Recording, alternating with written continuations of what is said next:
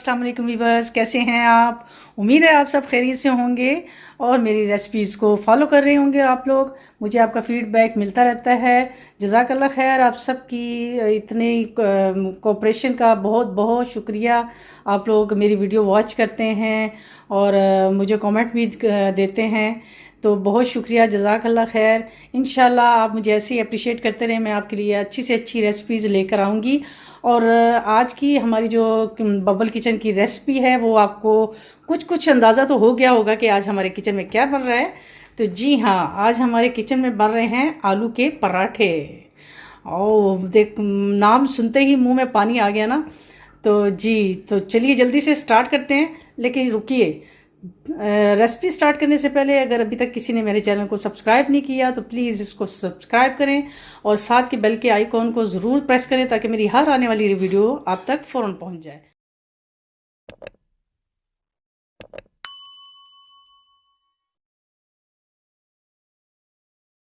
तो चलिए अब हम अपनी रेसिपी को स्टार्ट करते हैं। उसके लिए जो जो चीज़ें हमें चाहिए होंगी वो चाहिए होंगे हमें पोटैटो, बॉयल पोटैटो मैंने ले लिए हैं, तीन बॉयल पोटैटो।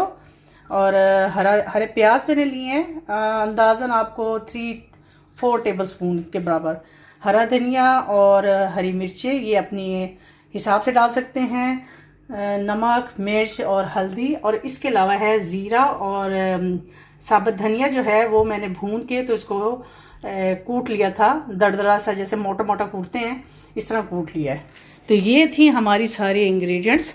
तो चलिए हम अपनी रेसिपी को, जो पोटैटोज़ हैं इनको मैश कर लेंगे। ये देखिए, अगर आपके पास मैशर नहीं है तो ये हमारे जो पोटैटोज़ हैं वो मैश हो गए हैं। अब हम अपनी सारी जो चीज़ें मैंने आपको बताई हैं वो इसमें ऐड करते जाएंगे आहिस्ता आहिस्ता। ये हमने ग्रीन अनियन डाल दिए, ये हमने डाल दिए इसमें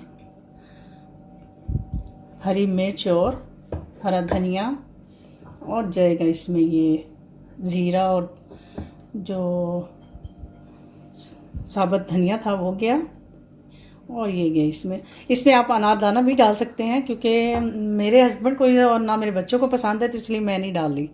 तो आप प्लीज़ इसमें डालें तो बहुत मज़े का लगता है। मुझे तो खैर बहुत अच्छा लगता है ये, इसमें जो अनारदाना डालते हैं तो बहुत मज़े का। तो हम ये अब सारे मसाले इसमें ऐड कर दिए हमने, और अब इसको अच्छी तरह से मिक्स कर लेंगे। आलू वाले पराठों के साथ अगर आप लस्सी ऐड करें, ओह, इनका तो मज़ा ही दुबाला हो जाता है और बहुत मज़ा आता है। ये हमारे जो पंजाब साइड पे लोग रहते हैं उनको तो ये चीज़ें बहुत अच्छी तरह से जानते होंगे। लस्सी का गिलास होवे ते नाल होण पराठे आलू दे, स्वाद ही आ जाता है। उम्मीद है कि मेरे बहुत सारे जो देखने वाले हैं उनको पंजाबी भी समझ आती होगी, क्योंकि मैं खुद पंजाबी हूँ। तो पंजाबी बोलने का मज़ा अपना ही है। जितनी मर्ज़ी हम लोग उर्दू बोल रहे हैं, लेकिन जो पंजाबी में हम बात करते हैं उसका मज़ा अपना ही होता है। ये आप भी मेरे साथ एग्री करेंगे, जो पंजाबी हैं वो मेरे साथ एग्री करेंगे जी। तो ये जो हमारा टेक्सचर है वो रेडी हो गया है। इस स्टेज पे आपने अपने जो मसाले इसमें ऐड किए हैं उसको टेस्ट करके देख सकते हैं कि कम ज़्यादा हैं कि नहीं। ये हमने अब पेड़े बना लिए, अब इसकी रोटी बेलेंगे। कई लोग एक पेड़े की भी रोटी बना लेते हैं, पराठा बनाते हैं। मैं तो खैर 2 के साथ बनाती हूँ और ये इजी रहता है।